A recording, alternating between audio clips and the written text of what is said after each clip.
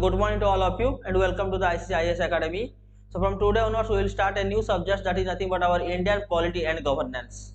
And this lecture is relevant for the UPSC civil service examination and all other state civil service examination and all other competitive examination where they will ask the question from Indian polity. So Indian polity start करने से पहले आपको ये चीज पता होना चाहिए कि इंडियन पॉलिटी का सोर्सेस क्या है. दैट मीन्स आपको कौन सा सोर्स यहाँ पर रेफर करना है इंडियन पॉलिटी के लिए. There are three sources that you have to refer. The first one is your class notes. मैं हमेशा एक ही चीज बोलता हूँ कि जो भी सब्जेक्ट आप तैयारी करें पहले उसका आपके पास एक क्लास नोट्स होना बहुत जरूरी है. Second thing is M Laxmikanth. एक ही किताब आता है आपका इंडियन पॉलिटी के लिए, तो that is nothing but our M Laxmikanth. And the third thing is current affairs. चाहे वो इंडियन इकोनॉमी हो जाए चाहे वो इंडियन पॉलिटी हो जाए, आपको इन दोनों सब्जेक्ट्स के लिए करंट अफेयर्स को आपको हमेशा साथ लेके चलना पड़ता है. एंड द करंट अफेयर्स की बात करें तो आप द हिंदू न्यूज़पेपर भी रेफर कर सकते, नहीं तो द इंडियन एक्सप्रेस को भी आप रेफर कर सकते. कोई भी एक न्यूज़पेपर आप यहाँ पर रेफर कर लीजिए. तो first thing is class notes. पहले आप क्लास नोट्स यहाँ पर रेडी कर लीजिए. क्लास नोट्स होने के बाद इसको आप रिवाइज कीजिए क्लास नोट्स को. देन आप एम लक्ष्मीकांत पढ़ने जाइए. अगर पहले से आप एम लक्ष्मीकांत का जो बुक्स है उसको अगर खोल के बैठ जाएंगे पढ़ने के लिए, then it will take 2 to 3 months to complete M Laxmikanth. फिर उसके बाद क्या होगा, आप पहले जो पढ़े होंगे उसको फिर आप भूल जाएंगे. तो पहले आपका बेसिक और जो कॉन्सेप्ट है उसको क्लियर होना बहुत जरूरी है. इसीलिए आपको पहले क्लास नोट्स आपके पास होना जरूरी है. दैट मीन्स आपको पहले पूरा जितने भी क्लास यहाँ पर हम कराएंगे वो क्लास को आप अटेंड करना है first thing. Then every class के बाद हम आपको नोट्स भी प्रोवाइड करेंगे. उस नोट्स को आप अपने कॉपी के अंदर मेंशन कर लीजिएगा. देन उस नोट्स को यहाँ पर आप रिवाइज कर लीजिए. जब यहाँ पर रिवाइज कर लेंगे एक बार, देन आप एम लक्ष्मीकांत का जो बुक्स है उसको खोलिए. Then it will take 3 to 4 days to complete total M Laxmikanth for the UPSC point of view. Okay. Then the third thing is your current affairs. यहाँ पर आप कोई एक न्यूज़पेपर रेफर कर सकते, that is nothing but our हो सकता है तो आप द हिंदू भी रेफर कर लीजिए, नहीं तो आप द इंडियन एक्सप्रेस जो है उसको भी आप रेफर कर सकते हैं. अगर हम UPSC preliminary point of view की बात करें, then you can expect 12 to 15 question from UPSC preliminary examination. और अगर कोई भी स्टेट सिविल सर्विस एग्जामिनेशन की बात किया जाए तो भी आप देखे होंगे मिनिमम 12 to 15% वेटेज जो है प्रिलिमिनरी का वो होगा आपका इंडियन पॉलिटी से. तो अगर हम इंडियन इकोनॉमिक्स और इंडियन पॉलिटी की बात करें तो यहाँ पर आप ये एक्सपेक्ट करके चल सकते 25 to 30% वेटेज जो है वो आपका इंडियन इकोनॉमी और इंडियन पॉलिटी के ऊपर से है. इसलिए इंडियन पॉलिटी का जो भी वेटेज है प्रिलिमिनरी एग्जाम के लिए, that is nothing but 12 to 15 question they can ask from Indian polity. Okay. तो इंडियन पॉलिटी पढ़ने से पहले आपकी चीज पता होना चाहिए कि आप करंट अफेयर्स के साथ इसको कैसे लिंक करके पढ़िएगा. देखिए, कुछ ऐसे सब्जेक्ट्स के बारे में हम बोलते हैं जो करंट अफेयर्स में भी हो और इंडियन पॉलिटी के अंदर भी हो. तो फर्स्ट थिंग इज गवर्नर. अभी आप लोग सब ये न्यूज देखे होगी, दिल्ली के गवर्नर और दिल्ली के सीएम के बीच में यहाँ पर हमेशा नोकझोंक चलता रहता है. तो जो गवर्नर का वार्ड है वो गवर्नर अब कहाँ से आता है, इंडियन पॉलिटी के अंदर है और अभी भी ये करेंटली न्यूज में भी है. तो ये भी एक पॉइंट हो जाता है कि एग्जाम में भी they can ask the question from governor point of view. इसलिए आपको लिंक करके पढ़ना होगा कि करेंटली कौन सा ऐसे सब्जेक्ट इंडियन पॉलिटी के अंदर है जो अभी करेंटली न्यूज में है. That is nothing but first one is governor. The second thing is election. India के अंदर हमेशा इलेक्शन होते रहता है, तो इलेक्शन का जो न्यूज है वो भी यहाँ पर हमेशा करंट अफेयर्स में होता रहता है जो कि इंडियन पॉलिटी का एक हिस्सा है. देन को फेडरलिज्म. हमेशा यहाँ पर को फेडरलिज्म की बात होते रहता है इंडिया के अंदर. तो ये को फेडरलिज्म जो है वो भी अभी करंट अफेयर्स के अंदर है जो कि इंडियन पॉलिटी का एक हिस्सा है. तो इस तरह से सब्जेक्ट जो है इंडियन पॉलिटी के अंदर जो कि इंडियन पॉलिटी में भी है और करेंटली न्यूज में भी है. तो ये सारे सब्जेक्ट्स के ऊपर क्वेश्चन आना बहुत इंपॉर्टेंट हो जाता है और ज्यादा पॉसिबिलिटीज भी है कि एग्जामिनर जो है वो इस सब्जेक्ट के ऊपर आपको ज्यादा क्वेश्चन पूछ ले, क्योंकि ये सारे सब्जेक्ट अभी करंटली न्यूज में चल रहा है. इसीलिए जब भी आप करंट अफेयर्स को पढ़ेगा तो इंडियन पॉलिटी के अंदर इसको लिंक करके पढ़िए, चाहे वो इंडियन इकोनॉमिक्स हो जाए चाहे वो इंडियन पॉलिटी हो जाए. अगर आपको सोचिए एग्जाम में गवर्नर के ऊपर क्वेश्चन पूछ लिया तो पहले आपको गवर्नर के बारे में बेसिक चीज जो है वो आपको पता होना चाहिए. देन आप कोई भी एग्जाम में कोई भी क्वेश्चन का आंसर जो है वो यहाँ पर लिख सकते हैं करंट अफेयर्स के न्यूज को लिंक करके. But first thing you have to know that the basic things about the governor.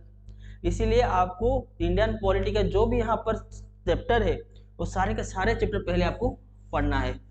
और नेक्स्ट थिंग मैं आपको फिर से और एक बार बोल देता हूँ कि एक बार क्लास कंप्लीट हो जाए देन आप एम लक्ष्मीकांत खोलिएगा। उससे पहले अगर आप एम लक्ष्मीकांत खोल के बैठ जाएंगे तो फिर आपको बहुत टाइम लगेगा एम लक्ष्मीकांत को कंप्लीट करने के लिए, और फिर जो आप पहले पढ़े होंगे उसको फिर आप भूल जाएंगे। तो स्टार्ट करते हैं इंडियन पॉलिटी का पहला जो चैप्टर है, that is nothing but our historical background of Indian polity. But हम यहाँ पर आपको historical background of Indian polity आपको नहीं पढ़ाएंगे, because this is the part of the history subject. जब हम आपको हिस्ट्री पढ़ाएंगे तब हम आपको बताएंगे historical background of Indian polity क्या था। इंडियन पॉलिटी का जो पहला चैप्टर होता है वो होता है इंडियन कॉन्स्टिट्यूशन, और इंडियन कॉन्स्टिट्यूशन जो है वो हम सेकंड लेक्चर से स्टार्ट करेंगे, क्योंकि इंडियन पॉलिटी स्टार्ट करने से पहले फर्स्ट लेक्चर जो होता है वो होता है आपका बेसिक लेक्चर। आपको कुछ बेसिक लॉ होता है, कुछ बेसिक पॉइंट होता है जिसको आपको याद रखना है to go for the Indian constitution. Indian constitution start करने से पहले कुछ ऐसे सब्जेक्ट्स है, ऐसे कुछ पॉइंट है जो पॉइंट आपको याद रखना है। ये सारे पॉइंट आपको अगर याद नहीं होगा तो फिर आप इंडियन कॉन्स्टिट्यूशन जब पढ़ने जाएंगे तो फिर आपको दिक्कत होगा कि इस वर्ड का मीनिंग क्या था। इसीलिए तो आज का जो पहला लेक्चर है that is nothing but our fundamental class for Indian polity, और जो सेकंड लेक्चर होगा उस सेकंड लेक्चर से हम स्टार्ट करेंगे इंडियन कॉन्स्टिट्यूशन। तो स्टार्ट करते हैं आज का बेसिक लेक्चर से, और that is nothing but our fundamental lecture जो है। देखिए, अगर हम आपको यहाँ पर ये पूछे कि इंडिया का 3 पिलर कौन सा है, the answer is first one is legislature, then executive, then judiciary. आज का जो पहला क्लास है उस क्लास में हम आपको नोट्स प्रोवाइड नहीं करेंगे, बट सेकंड क्लास से आपको नोट्स प्रोवाइड करेंगे, क्योंकि ये आपका फंडामेंटल क्लास है। देखिए ध्यान से सुनिएगा, क्योंकि ये सारे वर्ड्स जो है वो इंडियन कॉन्स्टिट्यूशन जब हम पढ़ने जाएंगे तो बार बार हमको ये चीज मिलेगा, ठीक है। अगर मैं आपसे पूछूं कि लेजिस्लेचर का मीनिंग क्या होता है, तो हमको ये चीज पता होना चाहिए कि लेजिस्लेचर को हम यूनियन लेवल में पार्लियामेंट बोलते हैं, पार्लियामेंट को ही हम बोलते हैं लेजिस्लेचर। यूनियन लेवल में हम इसको बोलते हैं पार्लियामेंट।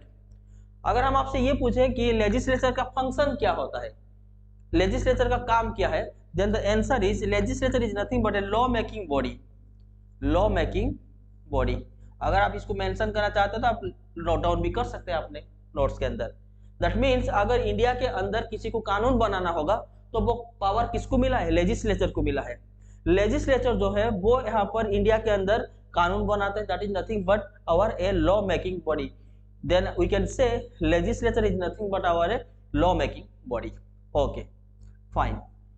यहाँ पर लेजिस्लेचर जो है उन्होंने तो लॉ बना दिया, कानून बना दिया, बट उस कानून और उस लॉ को ग्राउंड लेवल पे इंप्लीमेंट करने के लिए भी तो कोई होना चाहिए, that is nothing but our executive. Executive is nothing but to execute the law made by the legislature. लेजिस्लेचर के द्वारा बनाया गया कानून को ग्राउंड लेवल में इंप्लीमेंट कौन करते हैं, एग्जीक्यूटिव करते हैं। So executive is nothing but to execute, इनका जो फंक्शन है to execute the law made by legislature. तो लेजिस्लेचर के द्वारा बनाया गया जो कानून है उसको ग्राउंड लेवल में इंप्लीमेंट करने का काम जो होता है वो किसके पास है, एग्जीक्यूटिव के पास है। देन जुडिशरी, अगर हम जुडिशरी की बात करें कि जुडिशरी का फंक्शन क्या होता है, तो first thing is resolve the dispute. अगर दोनों के बीच में डिस्प्यूट चल रहा है तो उसको रिजॉल्व करने का काम किसका है, जुडिशरी क्या है। And this two party can be state and state, अगर दोनों स्टेट के बीच में अगर डिस्प्यूट है तो भी जुडिशरी यहाँ पर सॉल्व करेंगे। Then this two party can be state and centre, this two party can be India and Italy also, and this two party can be between the state and the normal people, and the two party can be normal people and normal people. अगर कोई भी दोनों party के बीच में यहाँ पर dispute होता है तो उस डिस्प्यूट को रिजॉल्व करने का काम किसका है, जुडिशरी का है। Then the second function is interpret the law, interpret the law. इसका मीनिंग क्या है वो देखिए, यहाँ पर लेजिस्लेचर का काम क्या था, फंक्शन क्या था, to law, it is a law making body. That means India के अंदर अगर किसी को कानून बनाना होगा तो वो कौन बनाएगा, लेजिस्लेचर। पर ऐसा भी तो हो सकता है लेजिस्लेचर को अगर हम यही पावर दे दें तो लेजिस्लेचर कल को ऐसे कोई एनोनिमस लॉ बना दे इंडिया के अंदर जो कि in the line of constitution नहीं होगा। कल को अगर ये लेजिस्लेचर ऐसे कोई कानून और ऐसे कोई लॉ यहाँ पर बना दिए कि that law is not in the line of constitution और this law is not for the welfare of the people, तो फिर जुडिशरी यहाँ पर है टू स्टॉप दिस, जुडिशरी यहाँ पर इसको रोक देंगे। जुडिशियरी यहाँ पर लेजिस्लेचर को बोलेंगे कि आप जो भी कानून यहाँ पर बना रहे हैं, then this law is not in the line of constitution और this law is not for the welfare of the people. तो अब आप एक काम कीजिए, उस लॉ को यहाँ पर चेंज कर लीजिए, उसके बाद हम यहाँ पर आपको पास करने देंगे। तो यहाँ पर लेजिस्लेचर जो भी यहाँ पर कानून बना रहा है, उस कानून को, उस लॉ को इंटरप्रेट करने का काम किसका है? जुडिशियरी का है। एग्जाम्पल देते हैं, रिसेंटली जम्मू कश्मीर में 370 आर्टिकल जो यहाँ पर विड्रॉ हुआ था, उसको यहाँ पर जो ऑपोजिशन पार्टी है वो यहाँ पर सुप्रीम कोर्ट के अंदर इसको चैलेंज किए थे। उन्होंने सुप्रीम कोर्ट के अंदर एक केस शू कर दिया था अगेंस्ट दिस 370। तो उनका बोलना ये था कि जो भी लेजिस्लेचर यहाँ पर जम्मू कश्मीर के अंदर 370 आर्टिकल को हटा रहा है और उसके बदले में नया कानून लेकर आ रहा है, this is not in the line of constitution according to the opposition party.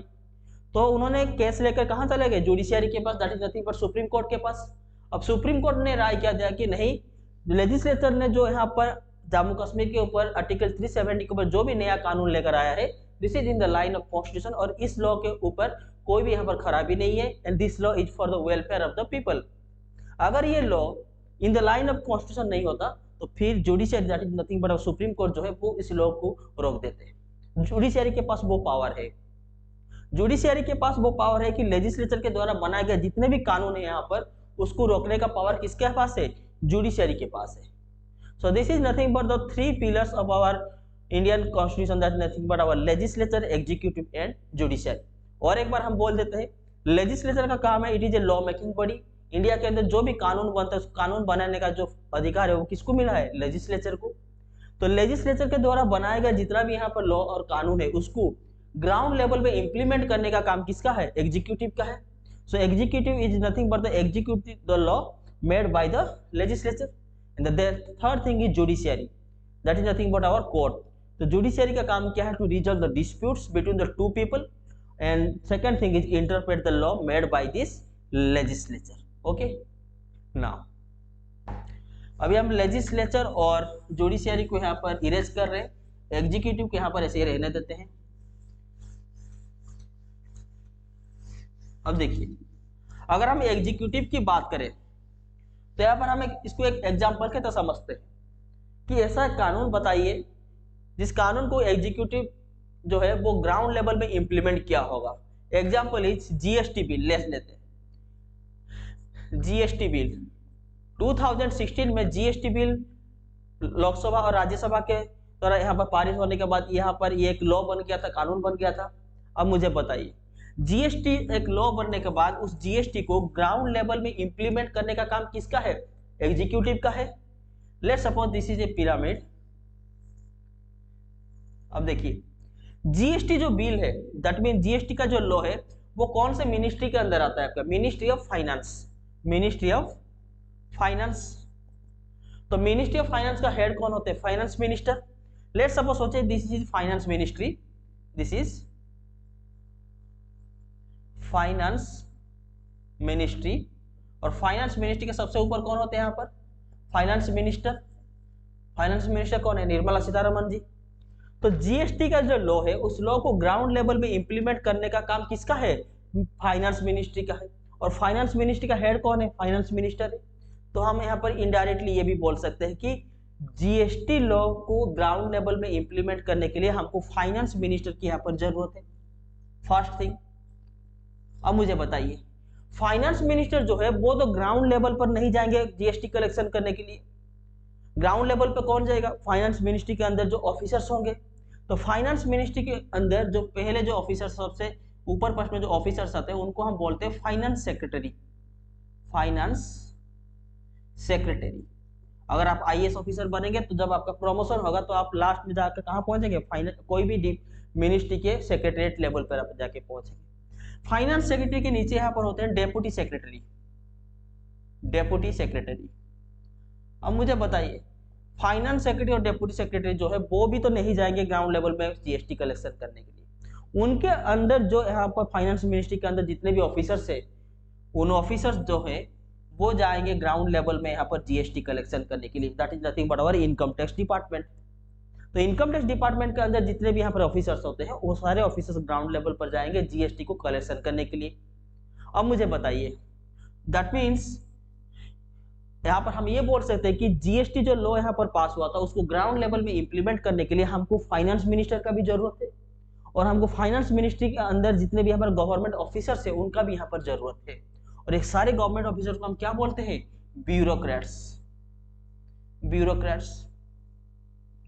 अब यहाँ पर हम डिस्टिंक्शन करेंगे। देखिए, क्या फाइनेंस मिनिस्ट्री का जो यहाँ पर पोस्ट है, जो यहाँ पर निर्मला सीतारमन अभी फाइनेंस मिनिस्टर है, क्या उनका टेन्योर यहाँ पर परमानेंट है? Answer is no. जब तक बीजेपी का गवर्नमेंट है तो फाइनेंस मिनिस्टर यहाँ पर निर्मला सीतारमन जी है। दैट मीन्स उनका जो टेन्योर है मैक्सिमम 5 साल के लिए है।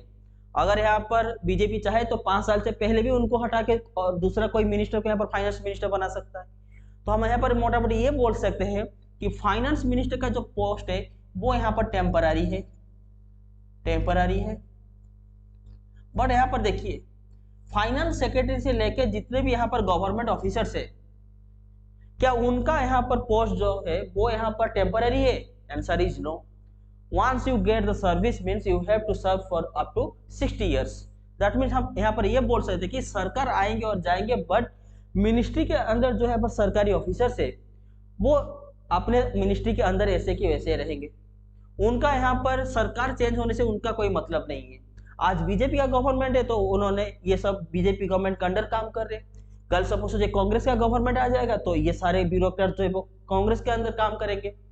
तो यहाँ पर जो फाइनेंस मिनिस्ट्री का जो पोस्ट है वो यहाँ पर टेम्पररी है, बट फाइनेंस मिनिस्ट्री के अंदर जो सरकारी ऑफिसर जिनको हम ब्यूरोक्रेट्स बोलते हैं उनका जो टेन्योर है वो परमानेंट है, इसीलिए इनको हम बोलते हैं परमानेंट एग्जीक्यूटिव। Permanent executive. तो हम अगर बोले कि एग्जीक्यूटिव इज ऑफ 2 टाइप्स, देख लीजिए, एग्जीक्यूटिव जो होता है is of 2 types. First one is temporary executive, temporary executive, और इसको हम और एक भी बात बोलते हैं कि पॉलिटिकल एग्जीक्यूटिव। ओके, और political executive. Example is finance minister. Finance minister को हमको यहाँ पर बोलते हैं temporary executive. Second one is permanent executive, permanent executive. All this bureaucrats are permanent executive. तो हमको ये चीज पता चल गया कि executive is of 2 types. First one is temporary executive, the second one is permanent executive. That means अगर यहाँ पर हमको कोई भी लेजिस्लेचर के द्वारा बनाया गया कानून को अगर ग्राउंड लेवल पे इंप्लीमेंट करना होगा तो हमको 2 टाइप के एग्जीक्यूटिव की जरूरत है। First one is temporary executive and the second one is permanent executive. Okay, तो that's it for the executive things. Okay, then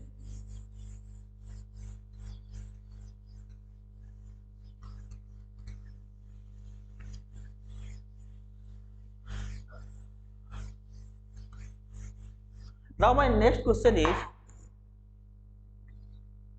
ये 2-3 बार एग्जाम में पूछ भी चुका है। देखिए, which body come first? Question is which body come first, parliament और government? अब मुझे बताइए पहले कौन आता है, गवर्नमेंट आते हैं कि पार्लियामेंट आते हैं? आंसर देखिए, let's suppose this is a legislature. I am taking it is a union legislature.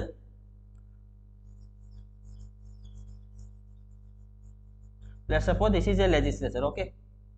अब मुझे बताइए, legislature is nothing, union level में legislature is nothing but our Lok Sabha and Rajya Sabha.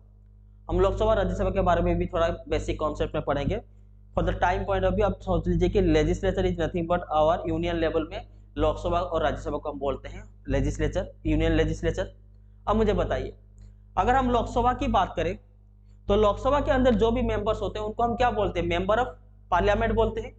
जो भी लोकसभा के अंदर एमपीज इलेक्ट होके आते हैं, पहले इलेक्शन होता है, इलेक्शन होने के बाद general election, that is nothing but Lok Sabha का जो इलेक्शन होता है उस इलेक्शन से मेंबर ऑफ पार्लियामेंट जो होते हैं वो, दैट मीन्स एमपी जो होते हैं वो इलेक्ट होके यहाँ पर पार्लियामेंट के अंदर आते हैं। लेट्स सपोज सोचिए जनरल इलेक्शन होने के बाद these MPs got elected and come to legislature, that is nothing but our parliament.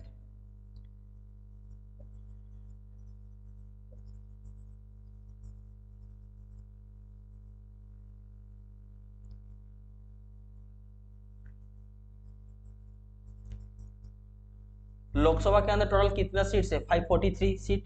Let's suppose सोचिए ये आपका पार्लियामेंट है, that is nothing but our Lok Sabha. मैं यहाँ पर राज्यसभा की बात नहीं कर रहा हूँ, मैं अभी यहाँ पर ब्रॉडर केस में यहाँ पर ओनली लोकसभा की बात कर रहा हूँ। सोचिए कि यूनियन लेजिस्लेचर के अंदर ये जो पार्लियामेंट है, इस पार्लियामेंट के अंदर जनरल इलेक्शन होने के बाद all this MP got elected. सोच लीजिए कि यहाँ पर टोटल 543 एमपीज है, ठीक है। अब मुझे बताइए इन 543 एमपी में से जो भी पार्टी का सबसे ज्यादा एमपीज होंगे, दैट मीन्स जो भी पार्टी का यहाँ पर 50% से ज्यादा एमपीज होंगे, those party will become the यहाँ पर गवर्नमेंट। यस और नो? जो भी पार्टी का यहाँ पर 50% से ज्यादा एमपी होंगे लोकसभा के अंदर, वो पार्टी यहाँ पर गवर्नमेंट फॉर्म करेगा। तो आंसर जो क्वेश्चन है यहाँ पर, which body come first, parliament और government? The answer is parliament come first then government. Parliament के अंदर पहले में एमपी इलेक्ट होके आएंगे तो फिर जाकर यहाँ पर गवर्नमेंट फॉर्म होगा। पहले दैट मीन्स पहले पार्लियामेंट आता है और उसके बाद गवर्नमेंट आता है। और ये एक बेसिक क्वेश्चन है जो एग्जाम में 2-3 बार पूछ लिया कि which body come first, parliament और गवर्नमेंट। तो आपको ये चीज पता होना चाहिए कि पहले यूनियन लेजिस्लेचर के अंदर जो पार्लियामेंट होता है, that is nothing but our जो लोकसभा होता है, उस लोकसभा के अंदर पहले इलेक्शन होने के बाद एमपीज इलेक्ट होके आते हैं। देन जो भी पार्टी के यहाँ पर सबसे ज्यादा एमपीज होंगे वो पार्टी यहाँ पर गवर्नमेंट फॉर्म करेगा। तो parliament come first and then government. हम यहाँ पर लोकसभा के जो भी मेंबर्स है उनको हम मेंबर ऑफ पार्लियामेंट बोलते हैं। तो क्या राज्यसभा के जो मेंबर्स है उनको भी क्या बोलते हैं?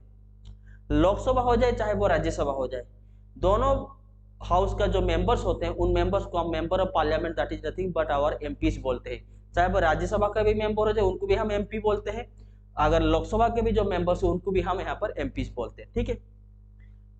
नाउ लेट्स सपोज सोच लीजिए यहाँ पर अभी आपका सेंटर में बीजेपी का गवर्नमेंट है। लेट्स सपोज सोचिए यहाँ पर जितने भी सारे एमपीज है, all this MPs are from BJP. Okay, all this MPs are from BJP government. अब मुझे बताइए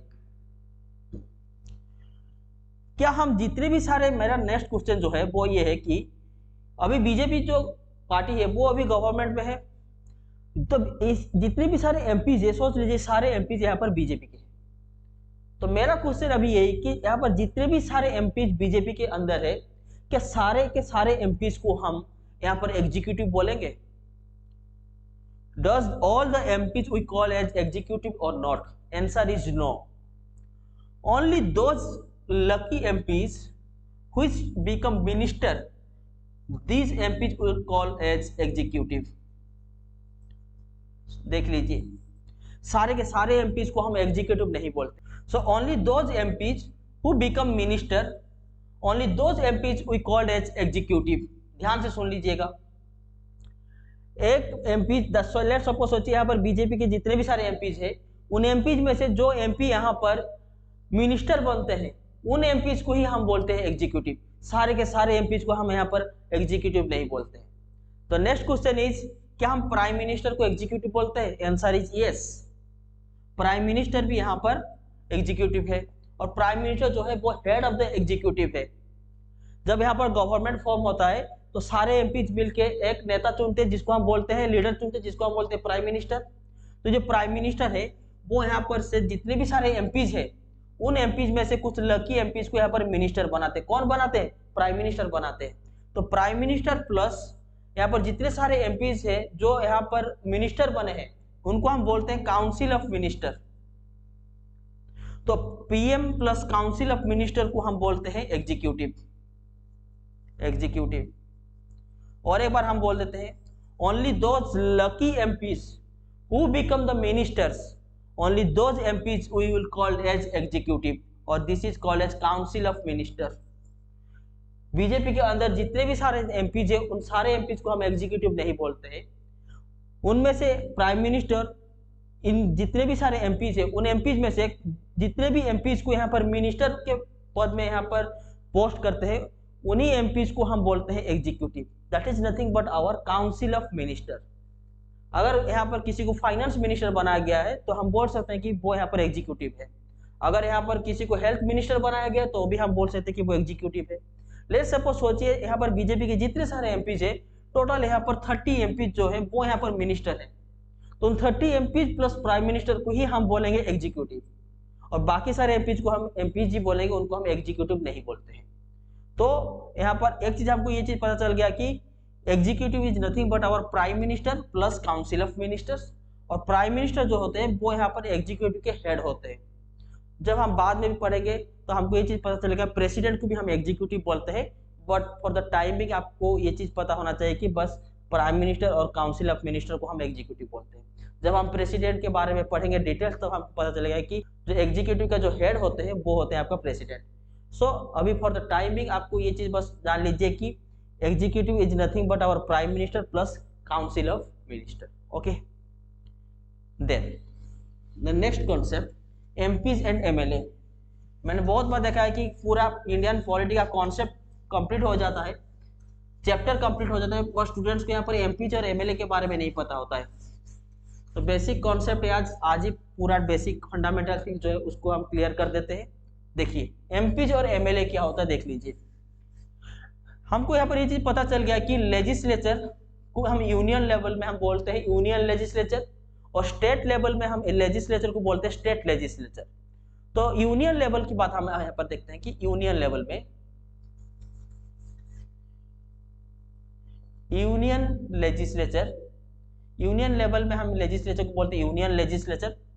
सो union legislature is nothing but our parliament, we call it as parliament. So parliament is of two types. देखिए lower house को यहाँ पर हम बोलते हैं लोकसभा, और अपर हाउस को यहाँ पर हम बोलते हैं राज्यसभा। ठीक है, क्योंकि यूनियन लेजिस्लेचर के अंदर जो पार्लियामेंट है उस पार्लियामेंट में यहाँ पर दो यहाँ पर हाउसेस है, इसीलिए इसको हम बोलते हैं बाई कैमरल यूनियन लेजिस्लेचर। क्योंकि यहाँ पर दो हाउस है, अपर हाउस और लोअर हाउस, इसीलिए हम union legislature that is nothing but parliament को हम यहाँ पर ये बोलते हैं कि बाई कैमरल यूनियन लेजिस्लेचर। जो लोकसभा के अंदर जो मेंबर्स होते हैं उनको हम बोलते हैं यहाँ पर MP, that is nothing but our member of parliament. तो पार्लियामेंट के अंदर राज्यसभा भी तो है, तो राज्यसभा का भी जो यहाँ पर मेंबर्स होते हैं उनको भी हम बोलते हैं मेंबर ऑफ पार्लियामेंट। तो यहाँ पर हम ये बोल सकते हैं कि लोकसभा और राज्यसभा के जितने सारे मेंबर्स है उन सारे मेंबर्स को हम क्या बोलते हैं, member of parliament, that is nothing but our MP. ठीक है, जब भी लोकसभा का इलेक्शन होता है तो एमपी इलेक्ट होके आते हैं। ठीक है, that is nothing but member of parliament. अगर हम स्टेट की बात करें then in state level this is called state legislature, state legislature. और स्टेट लेजिस्लेचर के अंदर जो हाउस है उसको हम बोलते हैं लेजिस्लेटिव असेंबली। ठीक है, अभी देखिए सेंटर के अंदर यूनियन लेवल के अंदर यहाँ पर दो हाउस है, इसीलिए हम इसको बोलते हैं by cameral union legislature. But state के केस में थोड़ा डिफरेंट है। कुछ स्टेट के अंदर ओनली लेजिस्लेटिव असेंबली है, दैट इज नथिंग बट विधानसभा, और कुछ स्टेट ऐसे हैं जिन स्टेट के अंदर लेजिस्लेटिव असेंबली भी है और यहाँ पर लेजिस्लेटिव काउंसिल भी है, जिसको हम बोलते हैं विधान परिषद। टोटल 7 ऐसे स्टेट्स हैं जिन स्टेट्स के अंदर दोनों हाउसेस है, जिसको हम बोलते हैं legislative assembly that is nothing but और विधानसभा, और बोलते हैं लेजिस्लेटिव काउंसिल और विधान परिषद। और बाकी जितने भी सारे स्टेट्स है उन स्टेट्स में से only legislative assembly that is nothing but our Vidhan Sabha है। ठीक है, अगर हम बात करें कि जो भी स्टेट्स के अंदर ओनली वन हाउस है that is nothing but our legislative assembly और विधानसभा है, उसको हम बोलते हैं यूनिकैमरल स्टेट लेजिस्लेचर। और बाकी जो 7 स्टेट्स है जिन स्टेट्स के अंदर यहाँ पर legislative assembly that is nothing but और विधानसभा भी है और विधान परिषद भी है, उनको हम यहाँ पर बोलते हैं by cameral state legislature. Note down कर लीजिएगा इसको। अब मुझे बताइए ऐसा कौन सा 7 स्टेट्स है जहां पर बाई कैमरल स्टेट लेजिस्लेचर यहाँ पर है, जहां पर विधानसभा भी है और विधान परिषद भी है। आंसर इज देख लीजिए, साउथ इंडिया में 3 स्टेट है, आंध्र प्रदेश, तेलंगाना एंड कर्नाटका, देन आपका महाराष्ट्र, देन आपका आ जाता है बिहार, देन आपका आ जाता है यूपी, देन यहाँ पर जम्मू एंड कश्मीर। हो गया आपका 1 2 3 4 5 6 एंड 7। इन 7 ऐसे स्टेट्स है जहां पर आपका बाइकैमरल स्टेट लेजिस्लेचर है। दैट मीन्स उन स्टेट्स में विधानसभा भी है, दैट इज नथिंग बट और लेजिस्लेटिव असेंबली भी है और लेजिस्लेटिव काउंसिल भी है। Okay, legislative assembly that is nothing but Vidhan Sabha के जो मेंबर होते हैं उनको हम बोलते हैं यहाँ पर MLA, that is nothing but our member of legislative assembly. Then जो मेंबर यहाँ पर लेजिस्लेटिव काउंसिल के अंदर आते हैं उनको हम बोलते हैं MLC, that is nothing but our member of legislative council.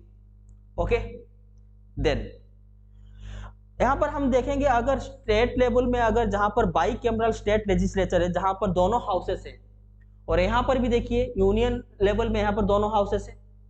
अब मुझे बताइए, यूनियन लेवल में अपर हाउस को हम राज्यसभा बोलते हैं और यहाँ पर स्टेट लेवल के जो अपर हाउस है उसको हम बोलते हैं legislative council, that is nothing but MLC।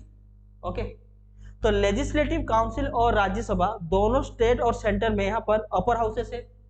But यहाँ पर हम ये बोल सकते हैं कि यूनियन लेवल में राज्यसभा का जो मेंबर्स होते हैं उन राज्यसभा के मेंबर्स के पास ज्यादा पावर होता है कंपेयर टू जो भी स्टेट के अंदर अपर हाउस में जो लेजिस्लेटिव काउंसिल है उस लेजिस्लेटिव काउंसिल के कंपेयर में। दैट मीन्स हम पर यह बोल सकते हैं कि राज्यसभा के जो मेंबर है वो भी यहाँ पर अपर हाउस है और जो लेजिस्लेटिव काउंसिल है विधान परिषद वो भी यहाँ पर अपर हाउस है।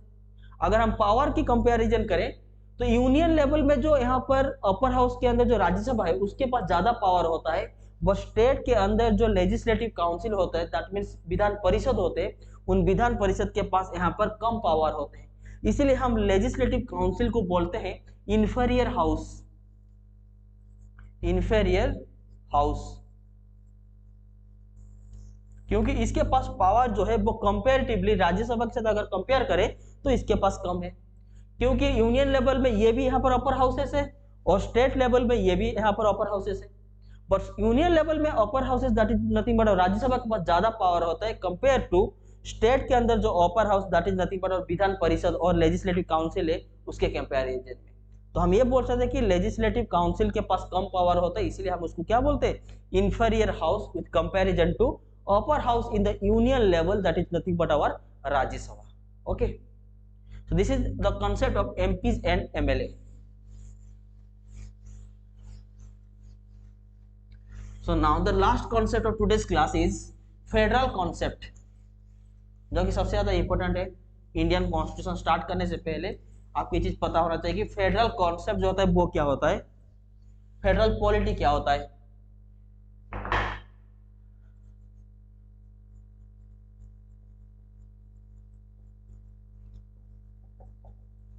Federal polity concept, details federal polity के बारे में हम बाद में पढ़ेंगे, बट अभी आपको ये चीज पता होना चाहिए कि फेडरल पॉलिटी का जो कॉन्सेप्ट होता है, फेडरल पॉलिटी होता क्या, देख लीजिए। लेट सपोज सोचिए यहाँ पर यूनियन गवर्नमेंट है, यूनियन गवर्नमेंट है जो कि सेंट्रल लेवल में है, और यहाँ पर स्टेट लेवल में यहाँ पर स्टेट गवर्नमेंट है, SG1 SG2 up to SG28। Let suppose सोचिए यहाँ पर यूनियन गवर्नमेंट जो है वो यहाँ पर सेंट्रल लेवल में यहाँ पर रूल्स कर रहा है और रेस्पेक्टिव स्टेट्स के अंदर जो स्टेट गवर्नमेंट है वो यहाँ पर अपने स्टेट्स को चला रहे। Now my question is who is more powerful in terms of federal polity. आप मुझे ये बताइए कि in terms of federal polity सबसे ज्यादा पावर किसके पास है, क्या यूनियन गवर्नमेंट के पास है या स्टेट गवर्नमेंट के पास है। मैं रिपीट करता हूं क्वेश्चन और एक बार, in the concept of federal polity which body is having more power, whether it is union government और यहां पर स्टेट गवर्नमेंट, कौन सा गवर्नमेंट के पास सबसे ज्यादा पावर है, क्या वो सेंट्रल गवर्नमेंट के पास ज्यादा पावर है या स्टेट गवर्नमेंट के पास ज्यादा पावर है। सो नाउ हम फेडरल पॉलिटी का जो कॉन्सेप्ट है उसको यहाँ पर एक एग्जाम्पल के साथ समझते हैं। देखिए, लेट सपोज सोचिए कि आप अपने फैमिली में यहाँ पर यंगर वन है और आपके ऊपर आपके एक बड़े भाई है। सोच लीजिए आप यहाँ पर यंगर वन है और आपके ऊपर यहाँ पर एक बड़े भाई है आपके, और यहाँ पर आपका पेरेंट्स है। तो मेरा क्वेश्चन अभी यही कि हु इज मोर नियरर और dear to their parents, whether this is younger one or elder one. Answer जो है वो ये कि in the eyes of parents both of their children are equal power. देखिए यहाँ पर पेरेंट्स जो है वो यहाँ पर भेदभाव नहीं करते हैं कि कौन बड़ा है कौन छोटा है। So in the eyes of parents both their children are equal and important. यहाँ पर देखिए लाइक दिस, यहाँ पर पेरेंट्स कौन है, पेरेंट्स यहाँ पर है constitution. So in federal politic concept in the eyes of constitution both union government and state government having the similar power। यहाँ पर कॉन्स्टिट्यूशन के सामने हम यहाँ पर ये नहीं बोल सकते कि यूनियन गवर्नमेंट के पास ज्यादा पावर है और स्टेट गवर्नमेंट के पास कम पावर है और स्टेट गवर्नमेंट के पास कोई पावर नहीं है। इसको हम फेडरल पॉलिटिक कॉन्सेप्ट नहीं बोलते। फेडरल पॉलिटिक का जो कॉन्सेप्ट है वो कॉन्सेप्ट ये बोलता है कि in the eyes of constitution both union government and state government having the important power, if not they are having the similar power। कुछ पावर यूनियन गवर्नमेंट को भी दिया गया है और कुछ पावर जो है यहाँ पर स्टेट गवर्नमेंट को भी दिया गया है। दैट मीन्स यहाँ पर ये बोल सकते हैं कि federal politic concept is nothing but our two states government body. देख लीजिए टू स्टेट यहाँ पर गवर्नमेंट बॉडी तो है, सेंट्रल लेवल में यूनियन गवर्नमेंट है और स्टेट लेवल में यहाँ पर स्टेट गवर्नमेंट है। तो स्टेट गवर्नमेंट के पास यहाँ पर कुछ पावर्स मिला है और यूनियन गवर्नमेंट को भी यहाँ पर कुछ पावर्स मिले, इसी को तो हम बोलते हैं फेडरल पॉलिटिक कॉन्सेप्ट। जब हम बाद में और भी पढ़ेंगे हमको ये चीज पता चलेगा कि इंडिया का जो पॉलिटिकल स्ट्रक्चर है वो यहाँ पर फेडरल पॉलिटिकल स्ट्रक्चर है। और यहाँ पर ये भी हम पढ़ेंगे कि इंडियन का जो पॉलिटिकल स्ट्रक्चर है वो 100% फेडरल पॉलिटिकल स्ट्रक्चर नहीं है। 100% प्योर फेडरल पॉलिटिकल स्ट्रक्चर अगर किसी में है तो वो है आपका यूएस के अंदर जो पॉलिटिकल स्ट्रक्चर होता है वो होता है आपका प्योर फेडरल स्ट्रक्चर।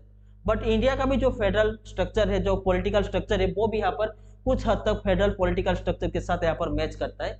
इसीलिए हम यहाँ पर आपको बता रहे हैं कि फेडरल पॉलिटी का जो कॉन्सेप्ट होता है वो क्या होता है।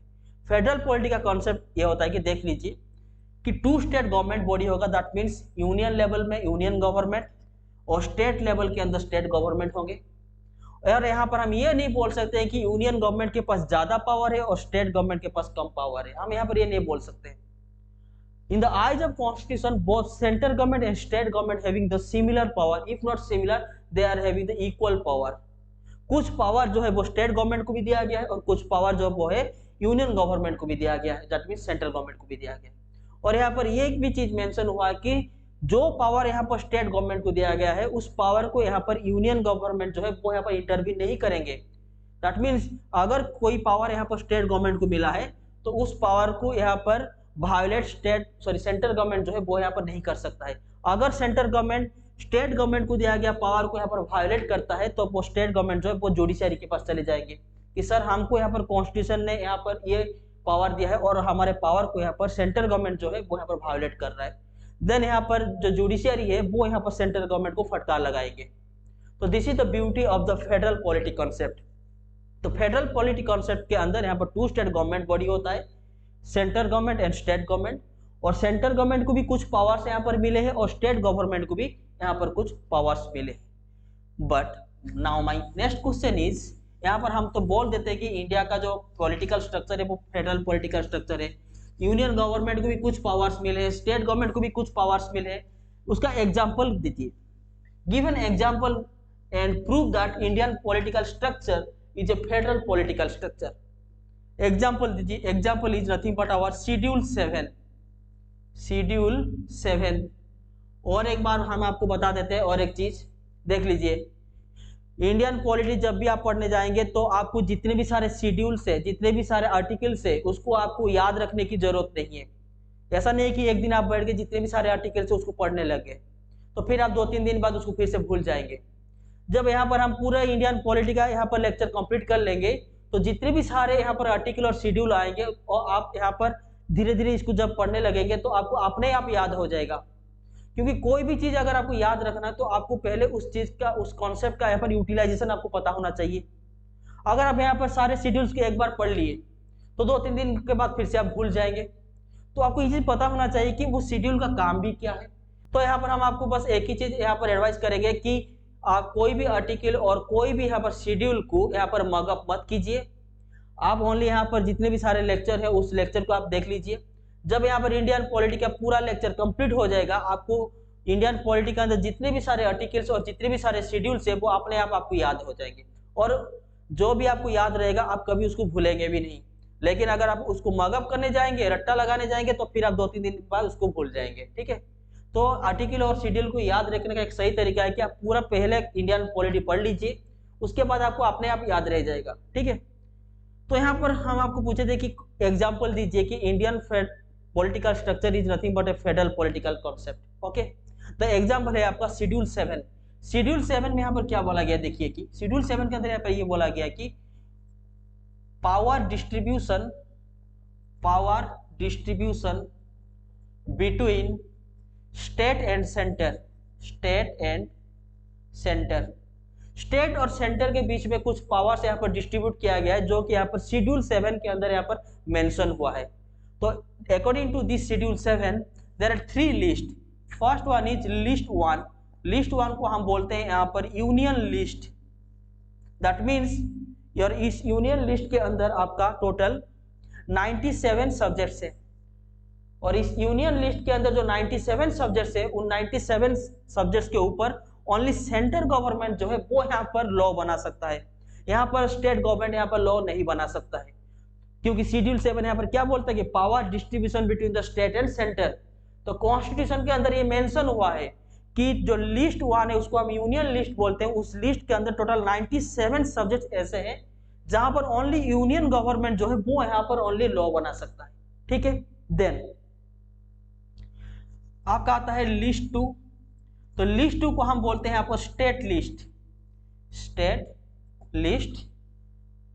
जिसके अंदर यहां पर टोटल 61 ऐसे सब्जेक्ट्स है जहां पर ओनली स्टेट गवर्नमेंट जो है वो यहां पर अपने लॉ बना सकते हैं। जो 61 सब्जेक्ट स्टेट गवर्नमेंट को यहां पर मिलता है स्टेट लिस्ट के अंदर, उन 61 सब्जेक्ट्स के अंदर सेंट्रल गवर्नमेंट लॉ नहीं बना सकता है। उस 61 सब्जेक्ट्स के अंदर लॉ बनाने का अधिकार जो है वो ओनली स्टेट गवर्नमेंट को है। और अगर कभी भी यहाँ पर सेंट्रल गवर्नमेंट इन सारे सब्जेक्ट्स के ऊपर यहाँ पर एंटर करने को चाहा तो फिर जुडिशरी जो है वो यहाँ पर सेंट्रल गवर्नमेंट को यहाँ पर रोक लेगा। जुडिशरी जो है वो यहाँ पर सेंट्रल गवर्नमेंट को ये बोलेगा कि देखिए कॉन्स्टिट्यूशन के अंदर ये चीज मेंशन हुआ है कि इन सब्जेक्ट्स के ऊपर लॉ बनाने का अधिकार किसको है, स्टेट गवर्नमेंट को, तो आप यहाँ पर इंटरवीन नहीं कर सकते। तो ये जुडिशरी जो है वो यहाँ पर यूनियन गवर्नमेंट को फटकार लगा देगा। और जुडिशरी ये भी चीज बोल देगा कि कॉन्स्टिट्यूशन के हिसाब से आप अपने सब्जेक्ट के ऊपर लॉ बनाइए। जितने सब्जेक्ट आपको मिला है सेंट्रल गवर्नमेंट को, आप उसके ऊपर लॉ बनाइए। स्टेट गवर्नमेंट को बोलता है कि आपको जितने सब्जेक्ट के ऊपर यहाँ पर अधिकार मिला है आप उसके ऊपर लॉ बनाइए। ठीक है, ये तो हो गया आपका लिस्ट 1 और लिस्ट 2। देन आपका और एक लिस्ट आता है जिसको बोलते हैं लिस्ट 3। इसको हम बोलते हैं यहाँ पर कॉन्करेंट लिस्ट के अंदर टोटल यहाँ पर 52 सब्जेक्ट्स आते हैं, और इन 52 सब्जेक्ट्स के अंदर बोथ सेंट्रल गवर्नमेंट और स्टेट गवर्नमेंट दोनों यहाँ पर लॉ बना सकते हैं। तो जो यहाँ पर लिस्ट 1 हो गया टोटल 97 ऐसे सब्जेक्ट्स जिसके अंदर ओनली यूनियन गवर्नमेंट जो है वो यहाँ पर लॉ बना सकते हैं। टोटल 61 यहाँ पर सब्जेक्ट्स आ गए जो स्टेट लिस्ट के अंदर, और स्टेट गवर्नमेंट जो है वो इन 61 सब्जेक्ट्स के ऊपर यहाँ पर लॉ बनाएंगे। Then list 3 is nothing but our concurrent list, जिसके अंदर 52 ऐसे सब्जेक्ट्स है, उन सब्जेक्ट्स के ऊपर बहुत सेंट्रल गवर्नमेंट और स्टेट गवर्नमेंट जो है वो यहाँ पर स्टेट गवर्नमेंट जो है वो यहाँ पर लॉ बना सकते हैं। बट यहाँ पर और एक कंडीशंस भी है, जब तक सेंट्रल गवर्नमेंट इस लिस्ट के ऊपर इन सब्जेक्ट्स के ऊपर लॉ नहीं बनाता है तब तक यहाँ पर स्टेट गवर्नमेंट के द्वारा बनाया गया लॉ यहाँ पर अप्लाई होगा। लेट्स सपोज एग्जांपल के थ्रू यहाँ पर हम लेते हैं कि एजुकेशन का जो यहाँ पर सब्जेक्ट है वो यहाँ पर लिस्ट 3 के अंदर आता है। तो आपको चीज पता होगा कि सारे स्टेट्स के अंदर एजुकेशन का जो प्रोसीजर है वो यहाँ पर अलग अलग है, और सारे स्टेट के अंदर अपना एजुकेशन लॉ है। अभी तक एजुकेशन के ऊपर सेंट्रल गवर्नमेंट जो है वो अपना लॉ यहाँ पर नहीं बनाया है, इसीलिए यहाँ पर स्टेट गवर्नमेंट के द्वारा बनाया गया लॉ यहाँ पर चल रहा है। बट यहाँ पर ये चीज मेंशन हुआ है, जिस दिन यहाँ पर सेंट्रल गवर्नमेंट इन 52 सब्जेक्ट में से किसी सब्जेक्ट के ऊपर लॉ बना देगा तो फिर स्टेट गवर्नमेंट के द्वारा बनाया गया लॉ यहाँ पर इनवैलिड हो जाएगा, वो कैंसिल हो जाएगा, वो यहाँ पर वैलिड नहीं करेगा। अभी तक एजुकेशन के ऊपर सेंट्रल गवर्नमेंट जो है वो यहाँ पर लॉ नहीं बनाया है, इसीलिए जितने भी सारे स्टेट्स है वो सारे स्टेट अपने अपने स्टेट्स के अंदर एजुकेशन के ऊपर अपने डिफरेंट लॉ बनाए हुए हैं। जिस दिन सेंट्रल गवर्नमेंट एजुकेशन के ऊपर लॉ बना देगा तो सारे स्टेट्स के अंदर जो भी एजुकेशन लॉ है वो यहाँ पर इनवैलिड हो जाएंगे। वो लॉ तब तक चलेंगे जब तक यहाँ पर कोई सेंट्रल गवर्नमेंट इन सब्जेक्ट्स के ऊपर लॉ नहीं बनाता है। जिस दिन सेंट्रल गवर्नमेंट इसके ऊपर लॉ बना देगा तो फिर स्टेट गवर्नमेंट के द्वारा बनाया गया लॉ यहाँ पर इनवैलिड हो जाता है। ठीक है, अब यहाँ पर एग्जाम्पल के तो समझते हैं थोड़ा। देखिए एग्जाम्पल अगर हम लेंगे लिस्ट 1 को, तो यहाँ पर हम ये बोल सकते हैं कि रेलवे का जो लॉ है वो किसके अंडर आता है, यूनियन गवर्नमेंट के अंदर आता है। डिफेंस भी इसके अंडर आता है। फाइनेंस किसके अंडर आता है, सेंट्रल गवर्नमेंट के अंदर आता है। यहाँ पर इसके ऊपर स्टेट गवर्नमेंट जो है वो यहाँ पर कोई भी रूल नहीं बना सकता है। अगर स्टेट गवर्नमेंट की बात करें, एग्जाम्पल दें तो एग्रीकल्चर का जो सब्जेक्ट है वो किसके अंदर आता है, लिस्ट 2 के अंदर आता है। That is nothing but our state list के अंदर एग्रीकल्चर आता है। तो एग्रीकल्चर के ऊपर अगर लॉ बनाना होगा तो वो लॉ कौन बनाएगा, स्टेट गवर्नमेंट के ऊपर बनाएगा।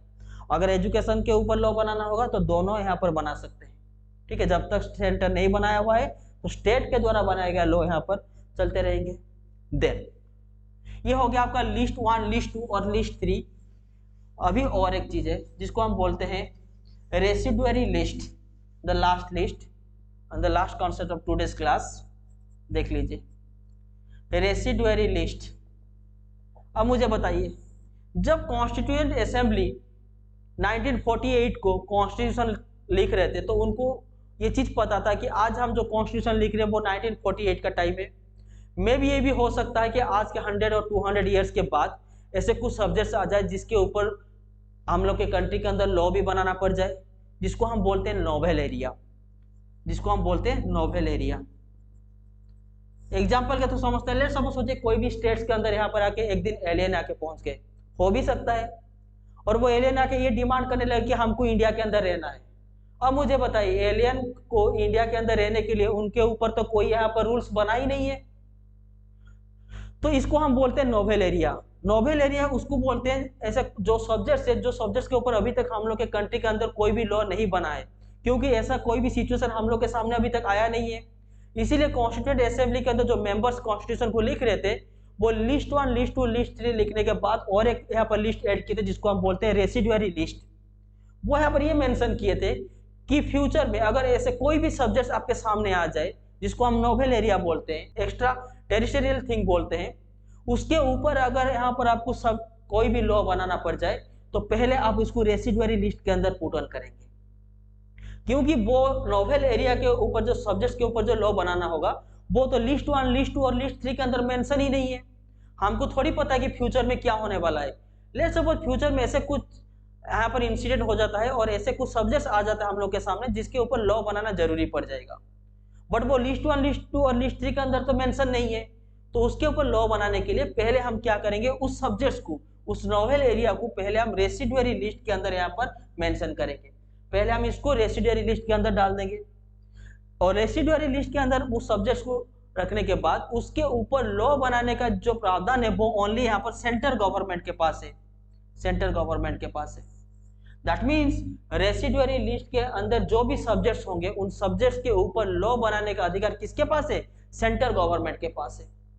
जब सेंट्रल गवर्नमेंट को यह लगेगा कि नहीं, अभी इस रेसिडुअरी लिस्ट के अंदर जो भी यहाँ पर सब्जेक्ट्स है उस सब्जेक्ट्स को हम लिस्ट 1, लिस्ट 2 और लिस्ट 3 के अंदर डाल सकते हैं, तो वो जब तक ये नोवेल एरिया के ये रेसिडुअरी लिस्ट के अंदर सब्जेक्ट्स को इन तीनों लिस्ट में से कोई भी लिस्ट के अंदर नहीं पुट ऑन किए हैं तब तक सेंट्रल गवर्नमेंट इसके ऊपर ही लॉ बनाएगा। लेट्स सपोज सोचिए कि कुछ दिन के बाद सेंट्रल गवर्नमेंट जो है वो ये सब्जेक्ट्स को लिस्ट 1 में यहाँ पर डाल देता है, तो पहले ही सेंट्रल गवर्नमेंट इसके ऊपर रूल बना रहा था तो वही सेंट्रल गवर्नमेंट इसके ऊपर भी रूल बनाएगा। अगर सेंट्रल गवर्नमेंट को फील होता है कि नहीं इस सब्जेक्ट्स को हम लिस्ट 2 में डाल देंगे तो वो लिस्ट 2 में भी डाल सकते हैं। अगर उनको ये लगेगा कि नहीं हम इस सब्जेक्ट्स को लिस्ट 3 के अंदर भी डाल दें तो लिस्ट 3 के अंदर भी डाल सकते हैं। जब तक सेंट्रल गवर्नमेंट रेसिडुअरी लिस्ट के अंदर जो भी नोवेल एरिया के ऊपर जो भी सब्जेक्ट्स है उस सब्जेक्ट्स को जब तक कोई भी लिस्ट के अंदर पुट ऑन नहीं किए हैं तब तक सेंट्रल गवर्नमेंट जो है उसके ऊपर लॉ बनाएगा। जिस दिन वो कोई भी लिस्ट के अंदर डाल देगा तो उस रेस्पेक्टिव लिस्ट के जो हेड होंगे, दैट मीन सेंटर, स्टेट और बोथ सेंटर प्लस स्टेट जो भी होंगे वो उसके ऊपर लॉ बनाएंगे। लेकिन जब तक इसको कोई भी लिस्ट के अंदर नहीं डाला जाएगा तब तक सेंट्रल गवर्नमेंट जो है वो उसके ऊपर लॉ बनाएंगे, उसको हम बोलते हैं रेसिडुअरी लिस्ट। ऐसा लिस्ट, ऐसा सब्जेक्ट जो अभी तक हम लोग के सामने अभी तक आया नहीं है, उसको हम बोलते हैं रेसिडुअरी लिस्ट। क्योंकि फ्यूचर जो है वो अनसर्टन है, कल को क्या होगा हमको किसी को नहीं पता है।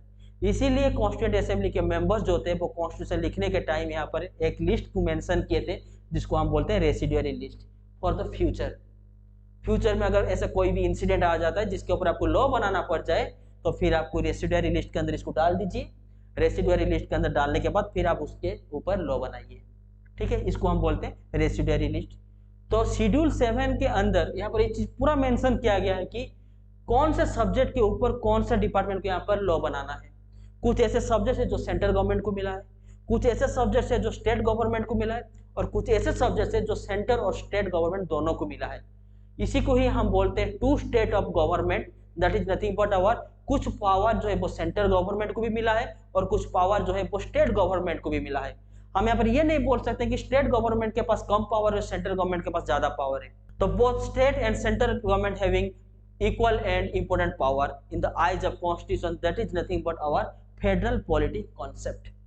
Okay, so that's it for the fundamental concept before starting the Indian constitution. तो नेक्स्ट क्लास जो है उस नेक्स्ट क्लास में से हम इंडियन कॉन्स्टिट्यूशन स्टार्ट करेंगे। तो इंडियन कॉन्स्टिट्यूशन स्टार्ट करने से पहले जो फंडामेंटल क्लास था, उस फंडामेंटल क्लास में आज हम ये देखें कि पार्लियामेंट किसको बोलते हैं, लेजिस्लेचर किसको बोलते हैं, एग्जीक्यूटिव जुडिशियरी का फंक्शन क्या होता है, एमएलए एमपी किसको बोलते हैं, और फंडामेंटल आपका फेडरल पॉलिटी कॉन्सेप्ट जो होता है वो क्या होता है। तो ये सारी चीज को आपको याद रखना है, क्योंकि जब भी हम इंडियन कॉन्स्टिट्यूशन पढ़ना स्टार्ट करेंगे तो फेडरल का वर्ड जो है MP, MLA, legislature, executive, judiciary, सारे जो वर्ड्स है वो हमेशा आपके सामने आते रहेंगे। तो आपको ये चीज पता होना चाहिए कि इसका बेसिक कॉन्सेप्ट जो है वो क्या है, तो फिर आपको इंडियन कॉन्स्टिट्यूशन जो है वो आपको समझने में इजी हो जाएगा, ठीक है। सो होप आपका जो आज का जो लेक्चर है, आज का जो क्लास है, ये आप लोगों को समझ में आया होगा। अगर आपको ये वीडियो अच्छा लगा है तो आप इसको जरूर लाइक कीजिए and subscribe the channel and share it with your friends and press the bell icon so that whenever I am going to upload the next video you will get the sudden notification. So see you in the next class. In the next class we will start the Indian Constitution. Okay, then तब तक के लिए thank you.